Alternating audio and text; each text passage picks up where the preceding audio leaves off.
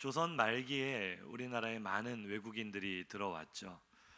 그들이 당시 사회를 보면서 또 듣고 느끼면서 남긴 글들이 오늘날 우리가 조선 후기, 조선 말기 우리나라의 상태가 어땠는지를 살펴볼 수 있는 좋은 자료가 되고 있어요. 그 외국인들이 썼던 글들 중에 흥미로운 것은 정이 많은 우리 민족이 손님을 대접하는 문화, 여기에 대한 글들이 굉장히 흥미로운데요. 거의 모든 외국인들의 글에 항상 빠지지 않고 등장하는 것이 바로 아궁이와 온돌입니다. 아궁이 아시나요? 사진 한번 보여주세요. 요즘 청년들은 잘 모를 텐데요. 저는 아세요? 저는 어렸을 때 처음 아버지 목회하시는 김제에 갔을 때 교회 식당이 이 아궁이로 돼 있었어요. 그래서 이 아궁이에 불을 떼서 이걸로 물도 끓이고 밥도 짓는데, 더 놀라운 것은 우리 선조들의 지혜죠. 이게 주방 역할만 하는 게 아니라 다음 사진 보시면 오늘날의 보일러 역할까지 하는 거예요. 이 아궁이에서 뗀 불 그 열기와 연기로 구들장을 데우고 방바닥을 온돌을 따뜻하게 데우는 이런 이 아궁이와 온돌, 이것이 외국인들의 눈에 보기에 얼마나 신기한 문화였는지 거의 모든 글들에, 특별히 손님을 접대하는 글들에 이 아궁이와 온돌에 대한 이야기가 빠지질 않습니다. 몇 가지 살펴볼 건데요. 1885년에 러시아가 조선에 굉장히 호의적이었거든요. 그래서 자신들의 군대 엘리트 5명을 파견을 합니다. 그들이 조선에서 생활했던 이야기를 요즘 책으로 번역해서 나온 것이 이 책이에요. 내가 본 조선, 조선인이라는 책인데, 이 중에 카르네프 대령이 이런 글을 썼습니다. 제가 약간 발췌한 것을 읽어드릴게요. 조선인들은 손님을 좀 더 융숭히 대접하고자 할 때 방바닥을 더욱 뜨겁게 달구었다. 그러나 방바닥이 너무 뜨거워서 한겨울인데도 땀을 뻘뻘 흘리며 더위 속에서 고생을 했다. 그런 방바닥에서 휴식을 취한다는 것은 거의 고문과도 같았다. 두 번째, 1894년 조선을 방문했던 이 영국의 지리학자 이사벨라 비숍이 쓴 조선과 그 이웃 나라들이라는 책이 있어요. 이 책에 나오는 글입니다. 조선의 주막은 언제나 과도하게 따뜻하다. 어느 날 주막에서 잠을 자는데 불을 어찌나 떼는지 더워서 숨이 막힐 지경이었다. 참을 수 없어서 문을 열었더니 여주인이 호랑이 들어온다며 도로 문을 닫는다. 오 마이 갓. 어쩔 수 없이 나는 문풍지에 구멍을 뚫고 숨을 쉴 수밖에 없었다. 지금 방 안의 온도는 40도다. 몸을 거의 지지다시피 덮여주는 이 정도의 끔찍한 온도를 조선 사람들은 아주 좋아한다. 마지막으로 1904년 조선의 미립국에서 2달여 동안 생활을 했던 스웨덴 기자 아손 그랩스트가 있습니다. 이분이 겪었던 일들을 스웨덴 기자 아손 100년 전 한국을 걷다라는 책에 기록을 해냈는데, 이 책의 내용입니다. 조선 사람들은 추운 겨울날이면 낮에는 옷을 꽁꽁 싸매 입었고 밤에는 펄펄 끓는 방바닥 위에서 마치 빵처럼 구워져 지내는 게 아주 습관처럼 되어 있었다. 이 외국인들이 볼 때 이 조선 사람들의 방바닥은 거의 빵을 굽는 오븐과 같았다는 거죠. 이게 우리나라 사람들의 정입니다. 귀한 손님이 올수록 방을 더 따숩게 해야지, 손님을 춥게 지내게 하면 안 된다는 이 예로부터 우리나라 손님을 대접하는 전통이었던 것 같아요. 그러고 보니까 예전에 그런 말을 들었던 것 같습니다. 예전 목사님들, 예전 우리 할머니 권사님들은 목사님이 신방을 오시면 귀한 것으로 대접한다고 이 사이다나 쿨피스를 따뜻하게 데워가지고 목사님을 드렸다고 하는 이야기를 들었거든요. 쿨피스가 아니라 핫피스겠죠.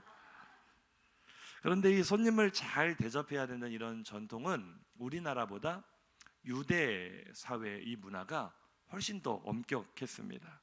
성경에도 여러 차례 손님 대접을 잘해야 된다라는 이런 권면이 기록이 되어 있죠. 먼저 로마서 12장 13절을 보시면 성도들의 쓸 것을 공급하며 손 대접하기를 힘쓰라.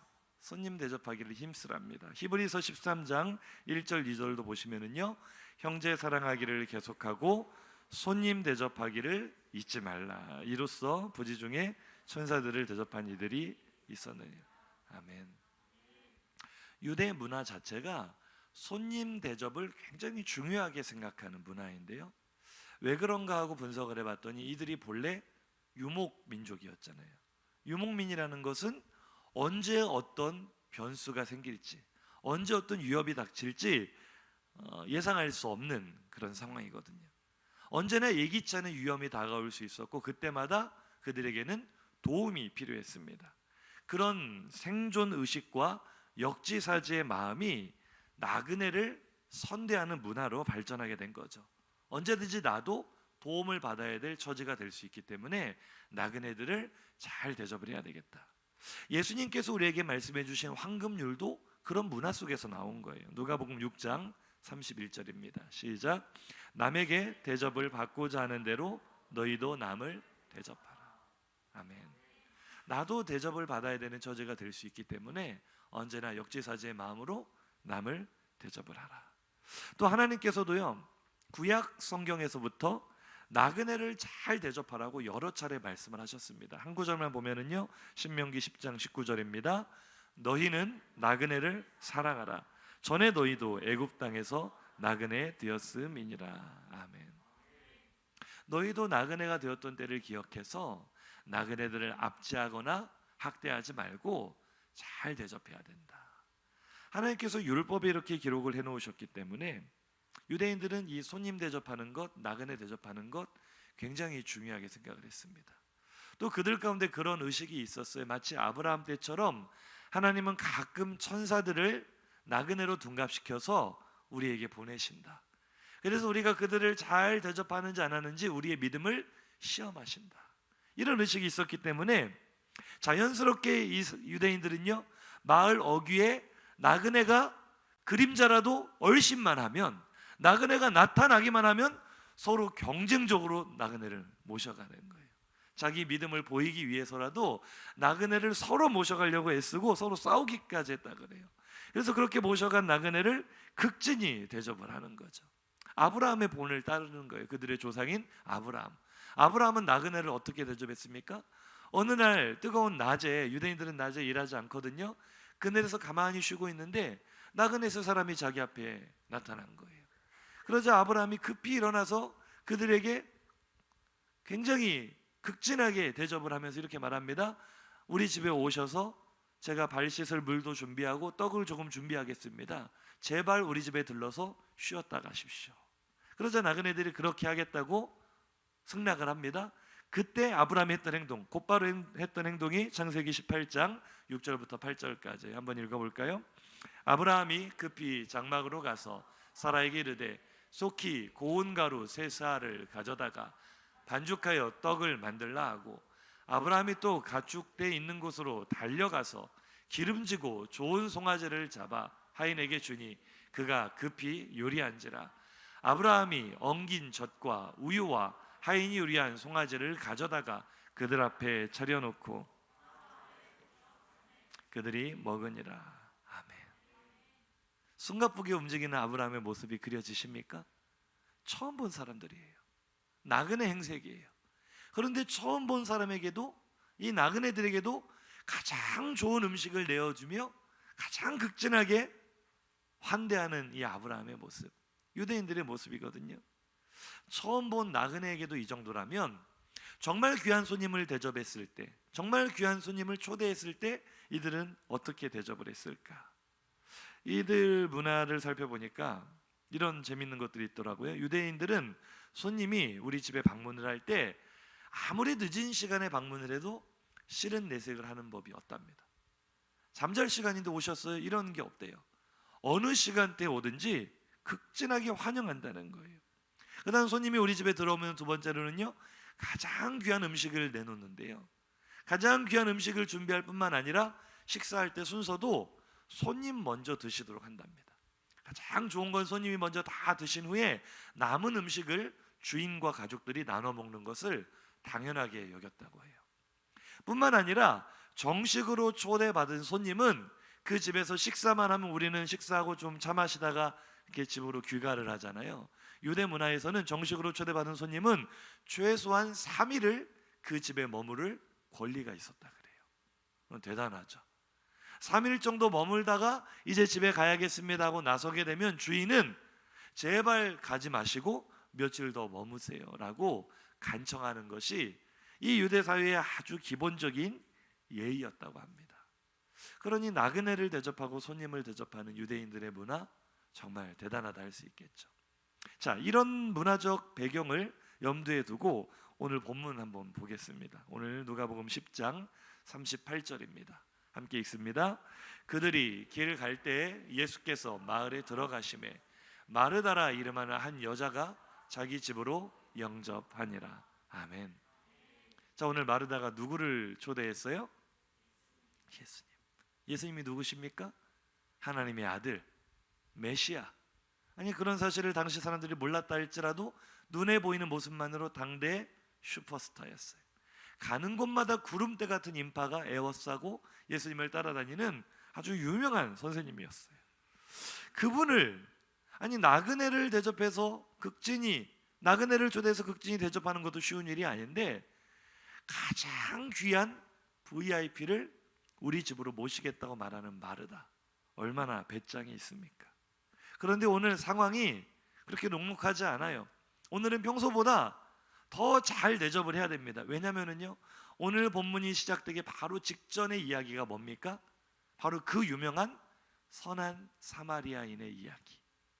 예수님께서 제자들을 가르치시며 선한 사마리아인의 이야기를 하시고 바로 이어지는 장면이 마르다의 집으로 들어가시는 장면이에요. 선한 사마리아인의 이야기의 결론이 뭡니까? 누가 너희의 이웃이냐?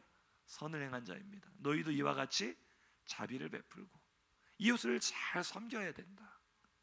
그 이야기 직후에 예수님을 초대를 했으니 마르다는 참 부담스러운 상황 속에서 최고의 VIP를 모시게 된 거죠. 더 중요한 것은 예수님 한 분만 모신 게 아니에요. 우리가 마트에 가면 1+1 상품이 있잖아요.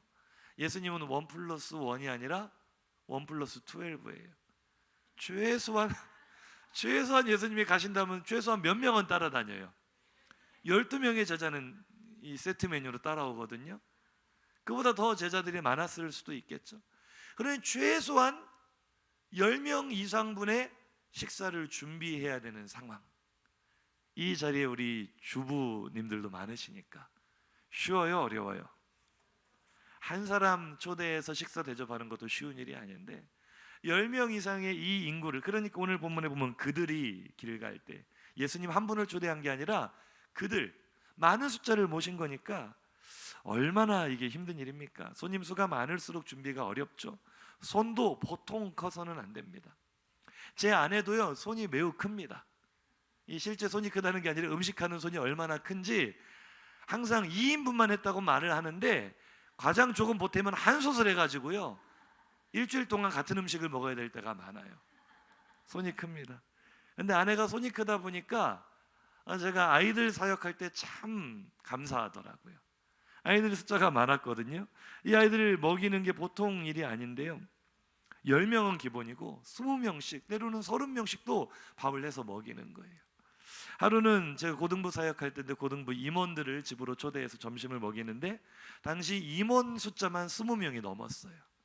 임원만 숫자가 그렇게 많은데 저희 집은 당시에 20평 남짓 되는 작은 아파트였거든요.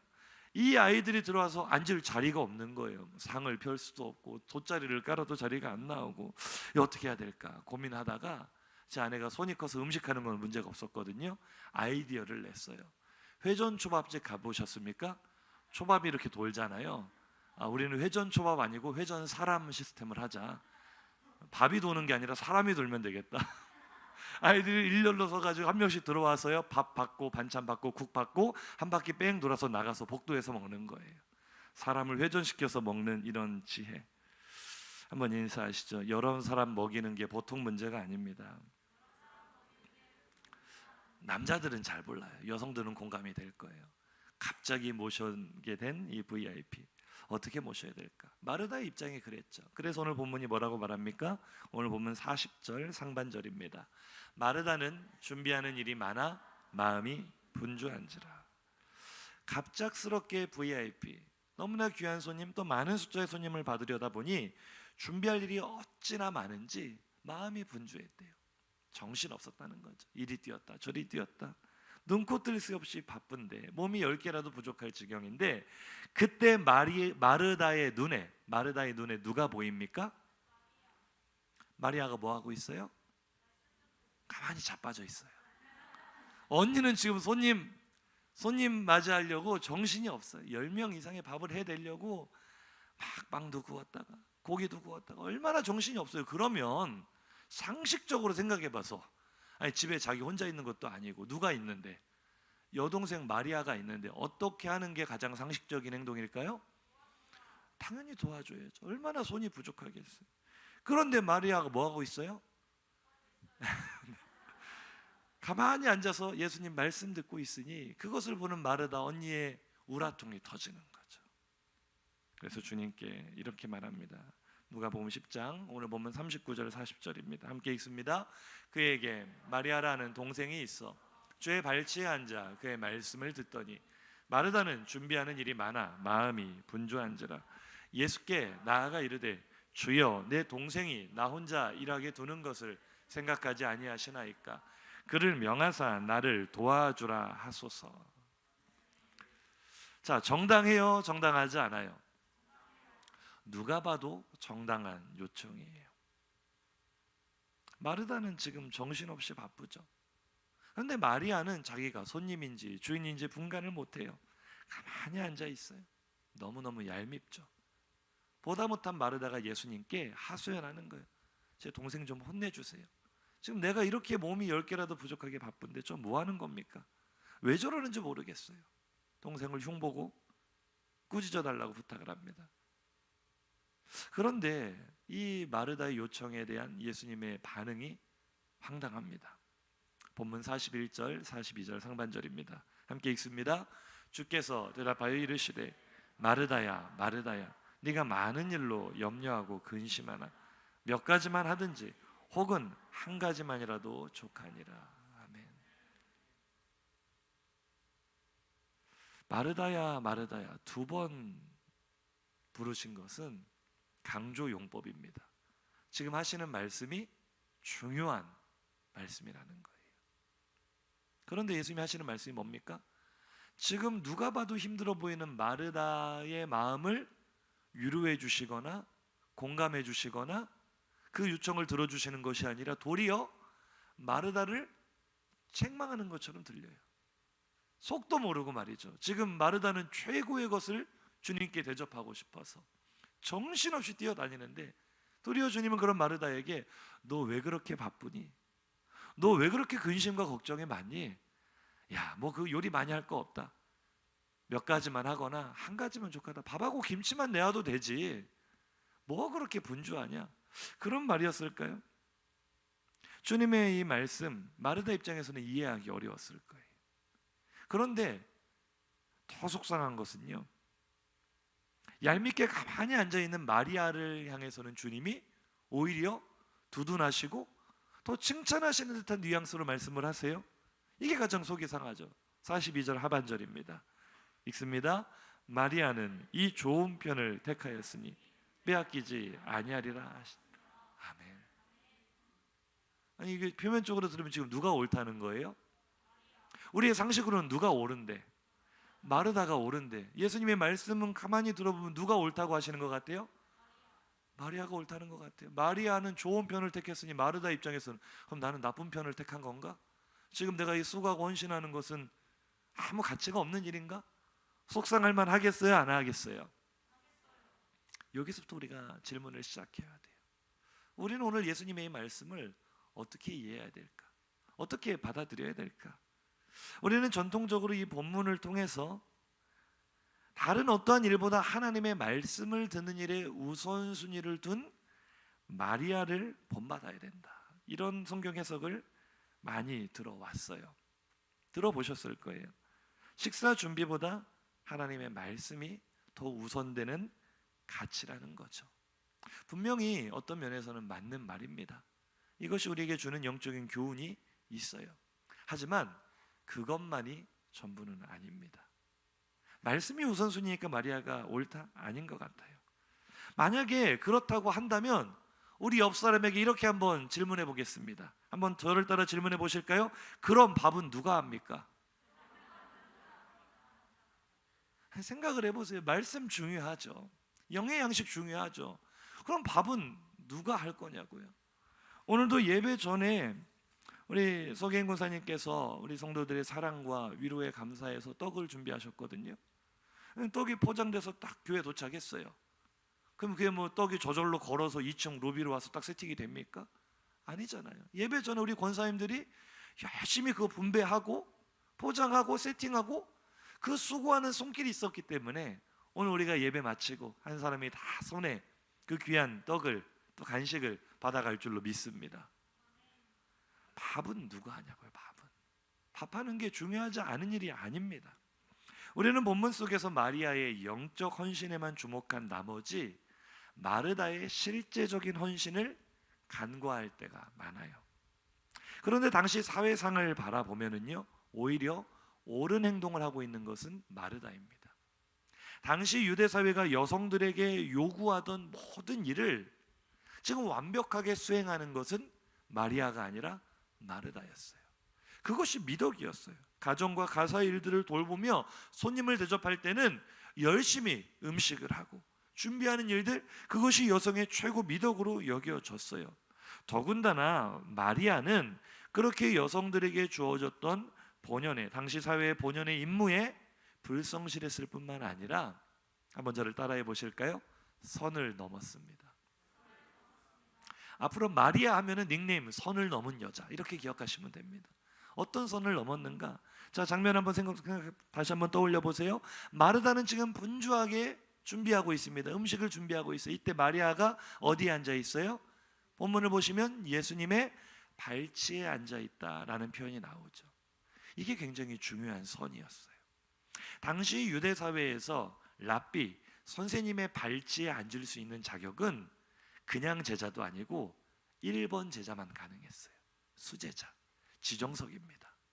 랍비의 발치에 앉아서 얼굴과 얼굴을 맞대고 그 말씀을 들을 수 있는 자격은 굳이 예수님의 12제자에게 적용을 해보자면 뭐 누가 정한 것도 아니지만 자타가 공인하니까 누가 그 자리에 앉아야 돼요? 베드로 자리에, 베드로 자리. 요한이나 야고보도 그 자리를 탐낼 수 없어요. 거기는 예수님의 제자 중에서, 선생님의 제자 중에서 1번 수제자만 앉을 수 있는 지정석. 더군다나 당시 사회의 여성들은요, 랍비의 제자가 될 자격조차가 없었어요. 참 불평등한 시대였지만 당시 사회상이 그랬다는 거예요. 여성들은 배울 기회가 없었고 교육의 기회가 없었고 랍비와 얼굴을 마주 대한다는 것은 당시 사회로서는 있을 수가 없는 일인데, 지금 그 자리를 누가 차지하고 자빠져 있어요? 마리아가. 다시 한번 인사하시죠. 선을 넘었습니다. 그러니 마리아가 지금 예수님의 발치에 앉아서 말씀을 듣고 있는 것은 심정적으로 아이고 저 언제도 안 도와주고 이 정도의 수준의 문제가 아니라 그 행동 자체가 당시 사회와 관습으로 볼 때는 여러 사람의 눈살을 찌푸리게 하는 그런 행동이었다는 거죠. 그러니 우리가 이제 마리아의 마음을 조금 공감해야 될 필요가 있어요. 마르다의 마음을, 마르다를 영적인 우선순위도 모르는 부엌대기로 몰아가면 우리 식당에서 봉사하시는 권사님들 얼마나 속상하겠어요. 한번 인사하시죠. 마르다는 부엌대기가 아닙니다. 말씀을 듣는 것을 신앙생활의 영적인 측면이라 한다면, 그러니까 마리아의 오늘 이 행동을 신앙의 영적인 측면이라 한다면 이것은 공적 예배가 되는 것입니다. 그러면 식사를 준비하는 것은 신앙생활의 실제적인 측면이에요. 마르다 행동은 곧 우리의 삶이 되는 것이고 삶의 예배가 되는 것이죠. 한번 인사하실까요? 마리아가 예배자였지만 마르다도 예배자입니다. 둘 중 어느 하나도 뺄 수 없는 거예요. 놓을 수 없는 거예요. 이 두 가지가 조화를 이룰 때 온전한 신앙생활이 되는 줄로 믿습니다. 우열을 가릴 수 있는 문제가 아니라는 거예요. 생각을 한번 해보세요. 지금은 코로나 때문에 우리가 식사를 잠시 쉬고 있지만 곧 우리 일상이 회복되고 교회에서 식사가 재개되고 성도들의 교제가 활발하게 일어날 줄로 믿습니다. 그럼 한번 보세요. 우리가 이 말씀을 식사 준비 뭐 중요합니까? 하나님의 말씀이 우선입니다. 이렇게 적용을 하면은 이제 앞으로 식당 봉사하시는 분들 전부 다 밥도 안 안치고 예배당에 와서 여기 앉아서 말씀 듣기만 기다리고 있으면 밥은 누가 하냐고요. 밥은 생각해보세요. 마르다의 역할이 지금 가벼운 게 아니에요. 성도의 교제는 무엇으로 나누게 됩니까? 누군가의 수고와 헌신으로 우리의 교제가 이루어지고, 그 교제 또한 하나님이 받으시는 예배인 줄로 믿습니다. 보세요. 오늘 예배가 어떻게 이루어지죠? 차량 운행하시는 분들의 수고가 없었다면, 주차 안내하시는 분들의 수고가 없었다면 이 공적인 예배가 원활하게 이루어질 수 있겠습니까? 우리가 오늘 예배당에 와서 이 청결하고 이 깨끗한 환경을 마음껏 교회 예배당의 시설을 쓸 수 있는 것은 누군가 와서 교회를 청소하고 화장실을 청소하는 수고가 있었기 때문에, 이름 없이 빛도 없이 섬기는 마르다의 손길과 수고가 있기 때문에 이 예배가 이루어질 수 있는 줄로 믿습니다. 저를 따라 고백하실까요? 마르다가 없으면 마리아도 없습니다. 오늘 우리 마르다의 역할을 너무 간과해서는 안 돼요. 중요한 역할입니다. 우리 모두가 마르다처럼 수고하고 헌신하는 손길 되기를 주님의 이름으로 축복합니다. 다시 한번 예를 들어볼게요. 지금 다니엘 기도회가 진행되고 있어요. 다니엘 기도회 나오시면 참 좋습니다. 인사 나누시죠. 정말 좋습니다. 나와 보셔야 합니다. 정말 은혜를 사모하는 분들이 퇴근한 후에도 늦은 시간이라도 이 자리에 오시는 모습을 볼 때마다 제 마음이 얼마나 뭉클한지 몰라요. 그리고 뒤에서 제가 세게 기도합니다. 하나님, 성령의 폭포수 같은 은혜를 부어 주시옵소서. 마음의 소원 기도의 제목 응답하여 주옵소서. 그리고 실제로 이 자리에 그 은혜가 임하고 있는 줄로 믿습니다. 그런데 보세요. 이 다니엘 기도에 참여해서 찬양하고 말씀 듣고 기도하는 것은 오늘 두 사람의 이 행동으로 비유를 해보자면 누구의 행동이에요? 마리아의 행동이에요. 영적인 측면이에요. 그런데 그것이 저절로 이루어집니까? 그런 영적인 측면 공적 예배 다니엘 기도회가 이루어지기 위해서는 보이지 않는 곳에서 수고하고 섬기는 헌신의 손길이 있는 줄로 믿으시기 바랍니다. 영상은 그냥 나옵니까? 방송팀들이 몇 시간 전부터 나와서 그거 다 세팅합니다. 지난주만 하더라도요, 이게 뭐 방송 장비에 문제가 생긴 건지 뭔지 이 강사님의 입모양과 음성이 따로 놀아요. 계속 요즘 몇 주 그랬거든요. 그럼 그것을 잡기 위해서 또 전문가들을 불러요. 전문가들이 와서 점검해보고 다시 정리하고, 또 우리 전도사님이나 성호 형제나 이 방송팀의 모든 사람들이 이것을 제대로 맞추기 위해서 얼마나 수고하는지 몰라요. 최고의 현장감을 누리게 해드리려고, 최고로 예배에 집중하는 환경을 만들려고 우리가 보이지 않는 곳에서 수고하는 마르다의 손길이 있는 줄로 믿으시기 바랍니다. 얼마나 중요한지 몰라요. 그 신앙생활의 실제적인 측면, 삶의 측면을 우리가 간과하게 된다면 영적인 것만 강조하는 그런 우리의 예배는 무너질 수밖에 없는 거죠. 다시 한번요. 마르다도 중요합니다. 마르다가 중요합니다. 자, 여기까지 이해되셨으면 아멘. 자, 그럼 이제 본론으로 돌아올게요. 왜 주님은 이처럼 중요한 마르다의 역할을 마치 무시하는 것처럼, 간과하시는 것처럼 마리아는 이 좋은 편을 택하였으니 이런 말씀을 하시는 걸까? 이게 과연 마르다의 어떤 헌신이나 수고를 무시하시는 말씀일까? 영적인 이 공적 예배만 중요하다는 그런 말씀일까? 그렇지 않습니다. 본문을 정말 제대로 해석하기 위해서는요, 본문을 다시 한번 깊이 살펴봐야 되는데, 보시다 보면 마르다와 마리아의 결정적인 차이가 보일 겁니다. 역할의 차이, 행동의 차이가 아닌 또 다른 차이를 한번 발견해 볼까요? 오늘 본문 40절입니다. 함께 읽습니다. 마르다는 준비하는 일이 많아 마음이 분주한지라 예수께 나아가 이르되 주여, 내 동생이 나 혼자 일하게 두는 것을 생각하지 아니하시나이까? 그를 명하사 나를 도와주라 하소서. 아멘. 차이를 발견하셨습니까? 마리아는요, 자기 나름대로 중요하다 생각하고 자기 나름대로 자기가 할 수 있는 방법을 택했어요. 그것은 아마 마리아는 음식 솜씨가 형편없었거나, 마리아가 하는 밥은 아무도 먹지 않고 남긴다거나, 하여튼 뭔가 치명적인 결함이 있었던 것 같아요. 언니 마르다보다 능력이, 당시 여성에게 요구되는 능력이 부족했던 것처럼 보입니다. 그래서 아예 부엌 근처에는 얼씬도 하지 않고 자기가 할 수 있는 일을 선택을 했어요. 그게 뭐예요? 예수님 앞에 앉아 말씀 듣고 아멘 하는 거였어요.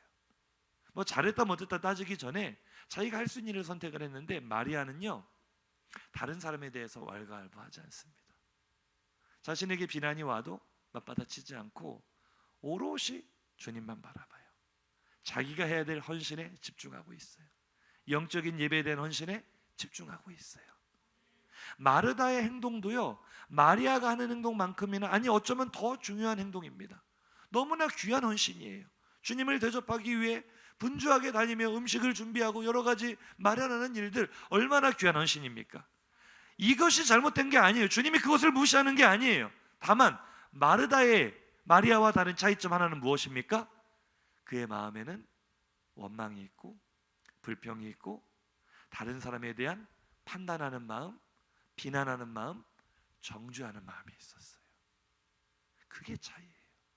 자, 참 재밌는 거는요, 처음 마르다의, 조금 전에 그 말씀 띄워놓고요, 40절 띄워놓으시고요, 처음 마르다의 이 불만 요소, 불만의 대상은 누구였을까요? 마리아였겠죠. 마리아를 판단합니다. 마리아를 정죄합니다. 마리아를 원망합니다.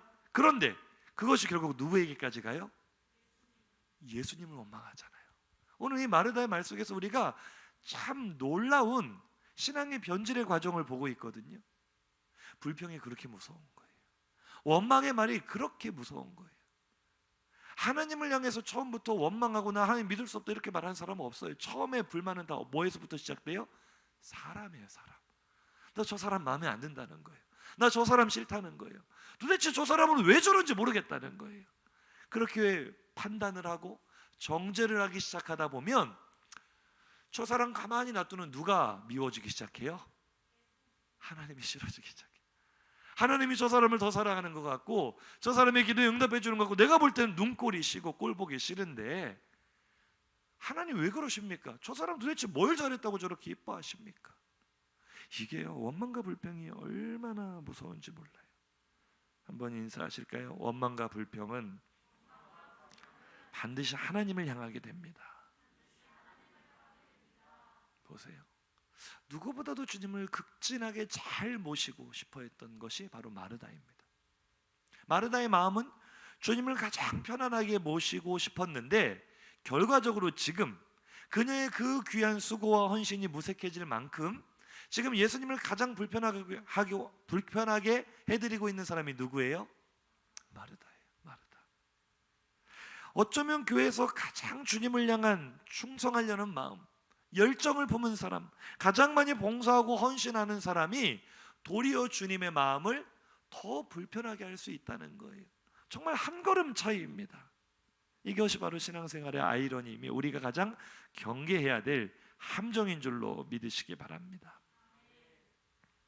그럼 마르다는 왜 친동생인 마리아에 대해서 그렇게 판단하는 마음, 정죄하는 마음, 원망하는 마음을 갖게 되었을까요? 따라 하실까요? 자기 기준이 너무 강해서 주님보다 앞섰기 때문입니다. 할렐루야. 이 부분을 잘 생각하셔야 돼요. 자기 고집이 있을 수 있죠. 자기 기준이 있을 수 있죠. 그런데 어떠한 경우에 열정적인 성도들은 자신의 그 어떤 선명한 기준이 주님보다 앞서갈 때도 있어요. 지금 마르다를 한번 볼까요? 당시 사회에 여성들에게 지워지는 역할이 있었습니다. 마르다는 지금 충실하게 하고 있어요. 그런데 누구는 불성실해요? 자기 동생 마리아는 저러면 안 되는데 벌써 기준에 딱 걸리는 거예요. 더군다나 지금 마리아는 어떤 여자라 그랬죠? 아까 닉네임? 선을 넘은 여자. 남자만, 그것도 수제자만 앉을 수 있는 예수님의 발치에 자기가 앉아서 말씀을 듣는 모습을 보는 순간 마르다는요, 몹시도 마음이 언짢았어요. 왜요? 자신이 가진 기준으로는 도저히 용납할 수 없는 일이었거든요. 그런데 여기서 중요한 것은요, 정작 예수님은 거기에 대해서 말씀하세요, 안 하세요? 왜 베드로가 앉아야 될 자리에 마리아야 네가 앉았니? 말씀하세요? 암묵적인 허용이고 암묵적인 허락이죠. 베드로가 처음 이방인들에게 고넬료의 집에 갈 때 어떤 환상을 봤습니까? 하늘로부터 보자기가 내려오는데 거기 유대인들의 율법으로 먹을 수 없는 온갖 부정한 짐승들이 있습니다. 하늘에서 음성이 들려서 잡아 먹으라. 베드로가 나 어려서부터 이런 것들을 먹어본 적이 없습니다. 하늘에서 뭐라고 하시죠? 하나님께서 정결케 하신 것을 네가 부정하다 하지 말아라. 근데 우리가 하나님은 괜찮으신데, 하나님은 용납하시는데, 하나님은 허락하시는데 내가 하나님의 자리에 앉아서 용납이 안 될 때가 많아요.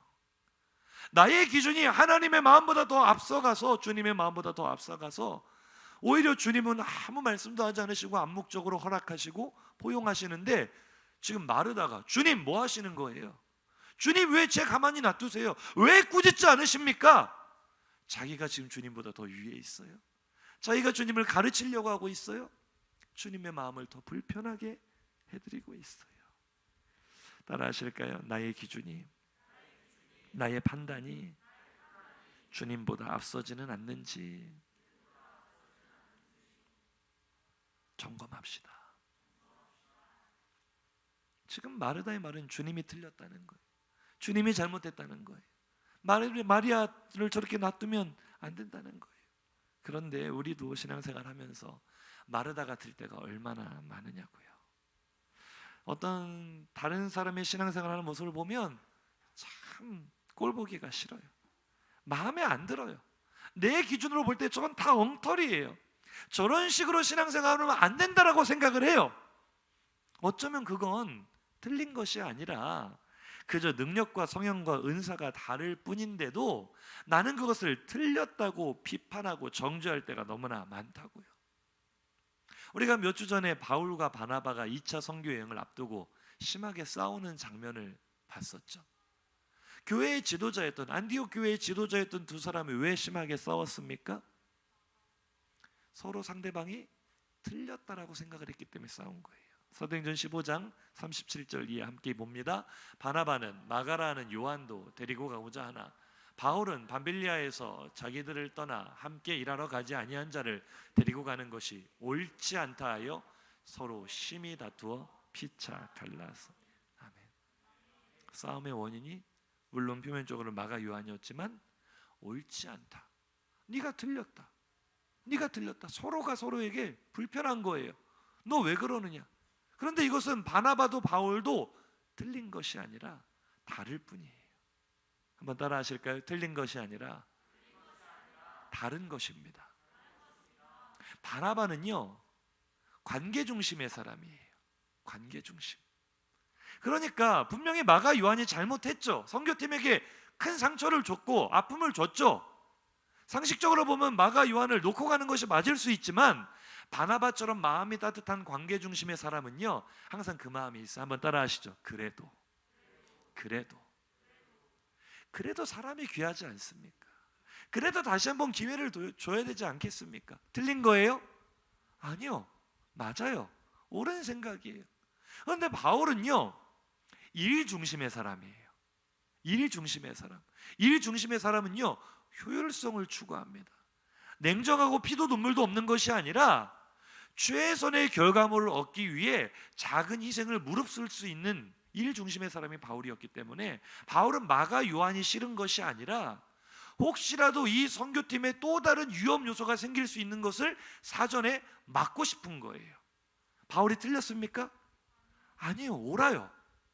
바나바도 틀리지 않았고 바울도 틀리지 않았습니다. 다만 서로의 생각과 성향과 가지고 있는 은사와 스타일이 다를 뿐입니다.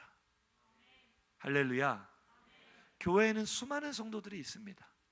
자라온 환경도 다르고 가치관, 어떤 집안의 분위기, 학력 수준, 지금 살고 있는 삶의 현장, 모든 것이 달라요. 같을 수가 없어요. 그런데 그것은 그저 다를 뿐이지 누군가는 정답이고 누군가는 오답인 것이 아닌 것을 믿으시기 바랍니다. 한 번만 더 고백하시죠. 틀린 것이 아니라 다른 것입니다.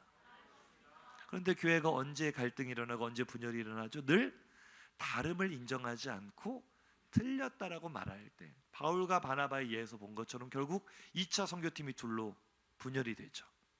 이게 오늘날 교회에서 일어나고 있는 교회의 모든 갈등의 이 구조가 그렇습니다. 서로 다를 뿐인데 아니야, 네가 틀렸어. 상대방은 아니야, 네가 틀렸어.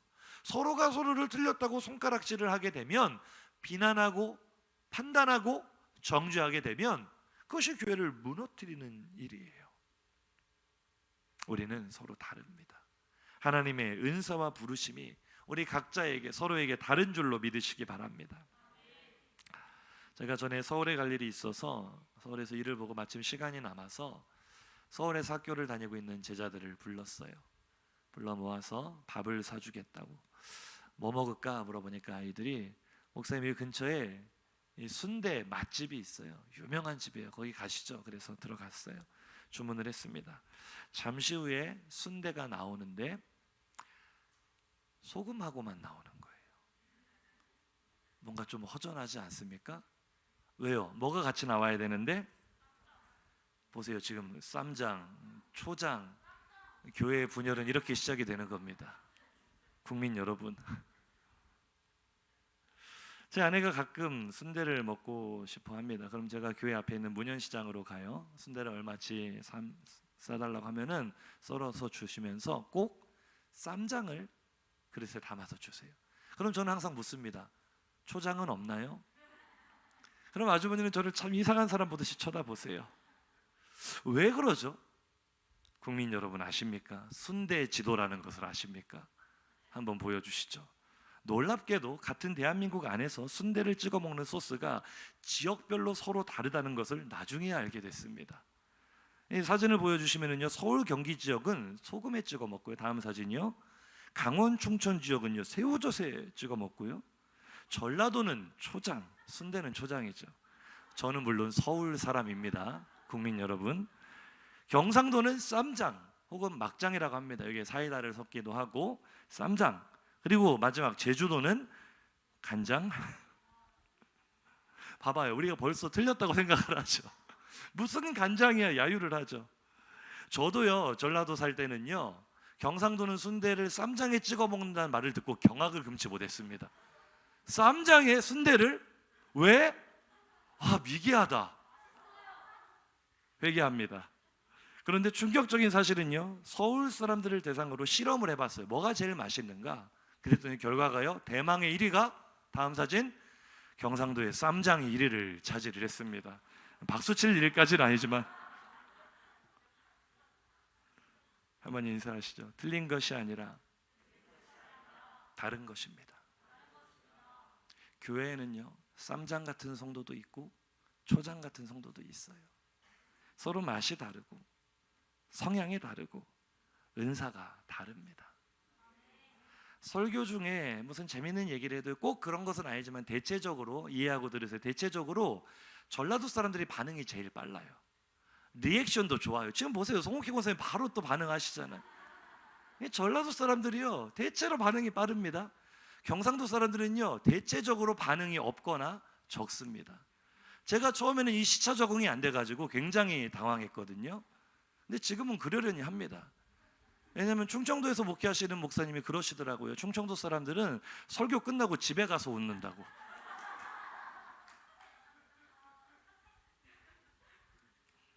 인사하겠습니다. 틀린 것이 아니라 다른 것입니다. 성경도 이것을 강조하죠. 고린도전서 12장에 보시면은요, 몸은 한 지체만 있는 것이 아니라, 그러니까 몸의 부위는 한 가지 부위만 있는 것이 아니라 여럿이다. 굉장히 다양한 신체의 부위가 모여 몸을 이루고 있지 않느냐. 손이 아니라고 해서 몸이 아닌 것이 아니고, 눈이 아니라고 해서 몸이 아닌 것이 아니다. 만일 온몸이 눈이라면, 온몸이 귀라면 얼마나 괴물 같은 모습이겠는가. 성경이 우리에게 이야기를 해요. 다르다는 것이 오히려 아름다운 몸의 조화를 이루는 필수 조건인 줄로 믿으시기 바랍니다. 옆 사람에게 인사하겠습니다. 당신이 나와 똑같이 생기지 않았다는 것에 감사합니다. 한 번 더 인사하시죠. 당신이 나와 다르다는 것이 축복입니다. 왜 자꾸 다른 사람을 내 기준에 맞춰서 바꾸려고 하세요? 만약 여기 앉아있는 모든 사람이 나와 똑같은 생김새, 나와 똑같은 음성에, 나와 똑같은 몸짓에, 나와 똑같은 성향이라면 이 사람 미칩니다. 미쳐. 다르다는 것이 복인 줄로 믿습니다. 찬양을 잘하는 사람이 있고, 기도를 열심히 하는 사람이 있고, 말씀 듣기를 좋아하는 사람이 있어요. 반면에 식당 봉사를 잘하는 사람이 있고, 청소를 좋아하는 사람이 있고, 차량 봉사를 열심히 하는 사람이 있습니다. 사람마다 자신이 잘할 수 있는 영역이 다르고 은사와 성향이 다른 줄로 믿습니다. 근데 자기가 못하는 것을 하라고 강요하면 이게 고문인 거예요, 고문. 마리아는 아마 식당 봉사에는 정말 재능이 없었던 것 같아요. 그런 사람들이 있잖아요. 음식만 했다면 이것이 음식인지 아니면 고대 화석인지 모르게 만들어내는 사람들이 있잖아요. 저 같은 사람들이 있거든요. 이런 사람들은요, 못하는 거 시키면 고문이에요. 그러니 마리아는 자기가 못하는 것은 애초에 내려놓고 내가 잘할 수 있는 것을 선택을 한 거예요. 그것이 비록 좀 미안할 수도 있겠지만 주님에게는 그런 헌신도 필요하니까. 주님 발치에 앉아서 아멘 아멘 하며 주님의 말씀을 경청하는 그런 성도도 필요한 거니까. 누가 옳고 그른 것이 아니라 서로에게 주어진 은사와 달란트대로 우리가 섬길 수 있는 모양의 다양한 줄로 믿습니다. 마르다가 마리아에게 나와 같이 되라고 요구하는 것은 큰 고문일 수 있겠죠. 중요한 것은 마리아가 자신이 감당할 수 있는 사역에 집중하면서도 남들과 자신을 비교하지 않았다는 거예요.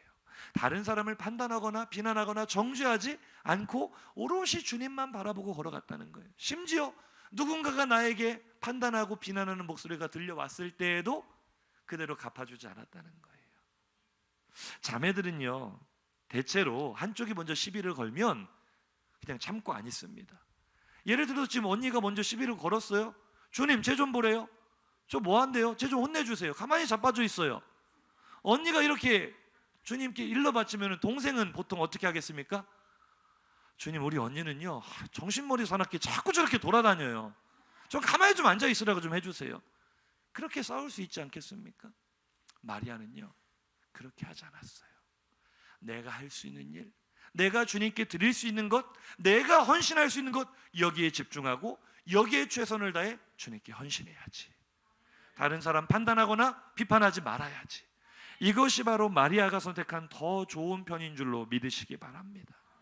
남들과 나를 비교하지도 마시고 다른 사람을 내 기준에 맞춰 바꾸려고 하지도 마시고 판단하거나 비난하거나 정죄하지 마시고 우리 각 사람이 우리에게 주신 은사대로 부르심대로 오롯이 주님을 바라보는 마리아의 더 좋은 편을 택하시기를 주의 이름으로 축복합니다.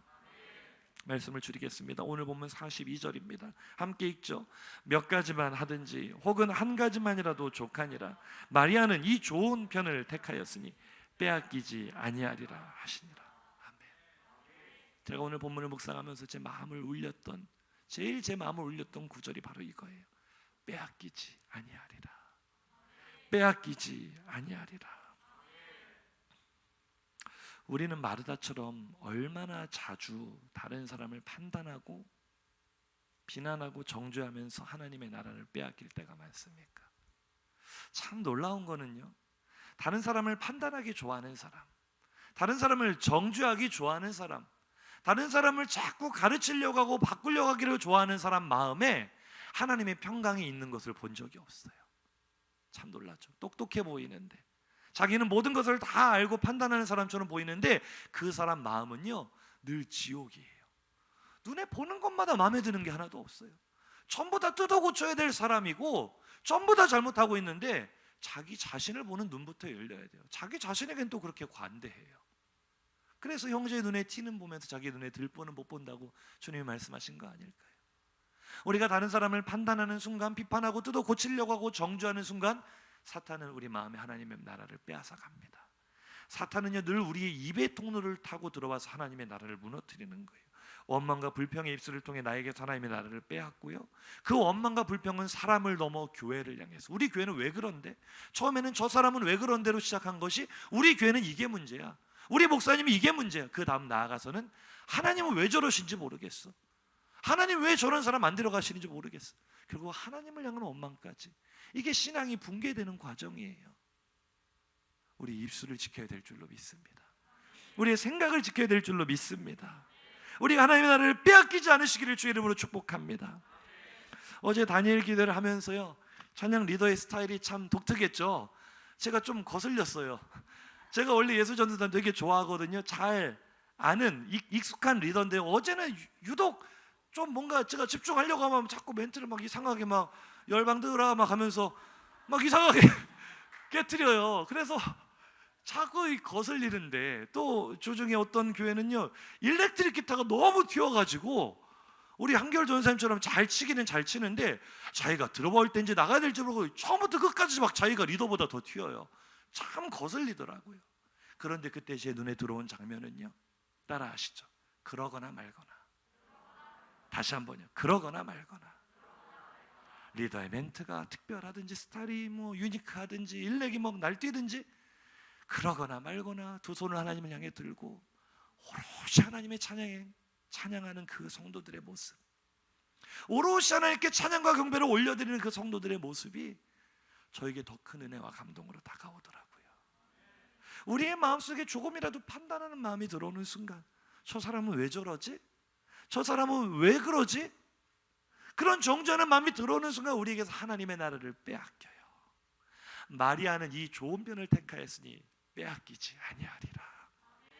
사랑하는 성도님들, 우리도 마리아처럼 좋은 편 선택하시기를 주의 이름으로 축복합니다. 영적인 헌신이든 실제적인 헌신이든 삶의 헌신이든 우리에게 주어진 사명의 길을 걸어가시기를 주의 이름으로 축복합니다. 우리는 틀린 것이 아니라 서로 다를 뿐입니다. 하나님 우리의 서로 다름을 인정하게 하셨고 존중하게 하셨고, 우리 서로 다른 모습을 하나로 연합하셔서 아름다운 하나님의 나라를 만들어가게 하십니다. 주님이 우리를 통해 이루실 일들이 기대되지 않습니까? 하나님이 서로 다른 우리를 통해 이루실 큰 일들을 기대하며 우리가 하나 되는 교회, 하나님의 나라를 빼앗기지 않는 교회 되기를 주님의 이름으로 축복합니다. 우리 들은 말씀 생각하시면서 결단의 찬양으로 나아가겠습니다. 우리 한번 인사하시죠. 옆에 있는 사람을, 옆에 있는 성도님을 바라보면서 이렇게 인사하겠습니다. 우리는 하나입니다. 한 번 더 인사하시죠. 모습은 다르지만 주님 안에서 우리는 하나입니다. 정말 이 사실을 믿으십니까? 옆에 있는 사람이 나와 똑같지 않다는 것이 얼마나 감사한 일인지 몰라요. 우리 이제 정죄의, 비난의, 판단의 그 매서운 눈초리를 내려놓고 서로 사랑하고 존중하며 나가기를 소망합니다. 고백합니다. 주 안에 우린 하나, 주 안에 우린 하나, 모습은 달라도 예수님 한 분만 바라네. 사랑과 선행으로 서로를 격려해 따스함으로 보듬어. 우리 교회가 그런 교회가 되었으면 좋겠습니다. 주님 우리 안에 함께 하시니. 우리 이제 판단하지 말고 서로의 기쁨과 슬픔을 마음으로 나눕시다. 할렐루야. 내 안에 있는 주님 모습 보내. 그분 기뻐하시네.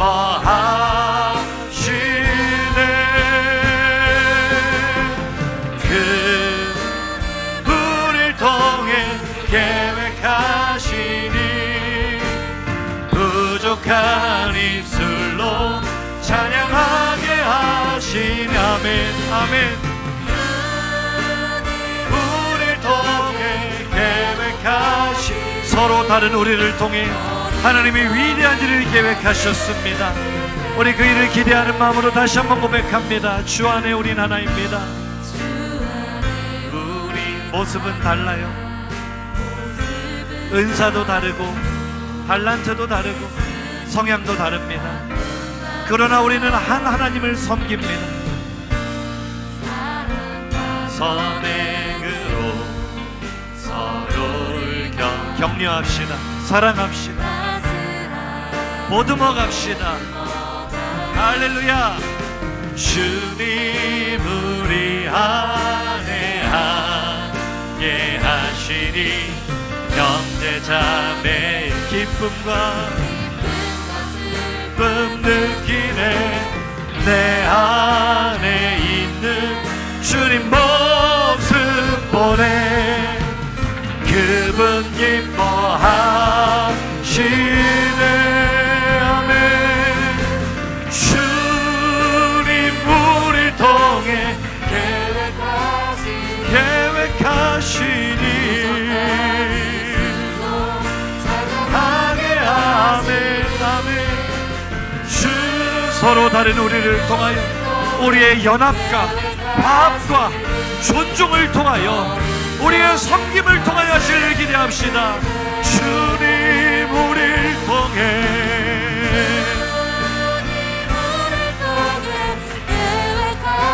우리가 서로를 존중하며 다름을 인정하며 하나가 될 때 하나님의 역사가 이루어집니다. 우리 교회를 통한 하나님의 나라가 이루어질 것입니다.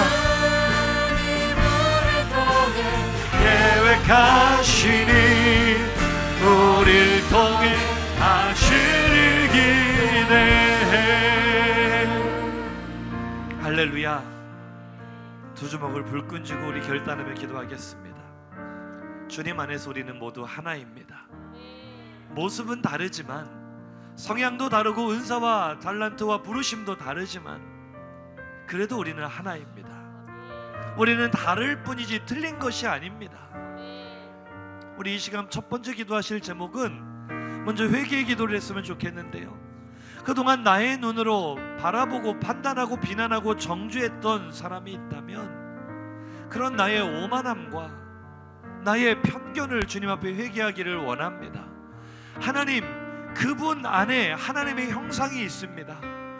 하나님이 용납하시고 허용하신 하나님의 복된 자녀인데 내가 그를 판단하고 정죄했습니다. 내가 그를 미워했습니다. 그것이 결국 나의 마음에서 하나님의 나라를 빼앗아가고 주의 몸된 교회를 무너뜨리는 일임을 깨닫지 못했습니다. 내 마음속에서 남모르게 일어난 일들까지도 오늘 회개하시기를 바랍니다. 하나님께서 그것을 원하시는 줄로 믿습니다. 우리가 하는 일은 서로 사랑하라는 주님의 말씀대로 순종하는 것인 줄로 믿습니다. 사랑밖에는 할 것이 없어요. 용납밖에는 할 것이 없어요. 그것이 그리스도인의 모습인 줄로 믿습니다. 내가 마리아처럼 좋은 편을 택하지 못하고, 그것이 무엇입니까? 다른 사람을 비난하지 않는 거예요. 판단하지 않는 거예요. 정죄하지 않는 거예요. 그의 있는 모습 그대로 인정해 주는 거예요. 존중하는 거예요. 그 모습 그대로 하나님이 사용하심을 믿고 바라며 기도해 주는 거예요. 축복하는 거예요. 주님, 내가 마리아처럼 좋은 편을 택하기를 원합니다.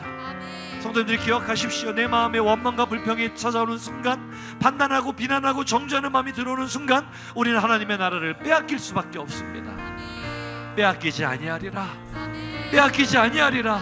하나님, 내가 먼저 변화되기를 원합니다. 내가 먼저 사랑의 눈으로 성도들을 바라보고 교회를 바라보기를 원합니다. 우리 교회는 서로 사랑하고 연합하는 교회 되게 하여 주옵소서. 서로 한 몸을 이루는 교회 되게 하여 주옵소서. 이러한 제목으로 주여 한번 부르짖고 기도합시다. 주여. 살아계신 하나님, 오늘 주신 말씀을 가슴에 부여잡고 말씀 붙들고 기도합니다. 하나님, 나의 교만함을 회개합니다. 나의 오만함과 나의 편견을 회개합니다.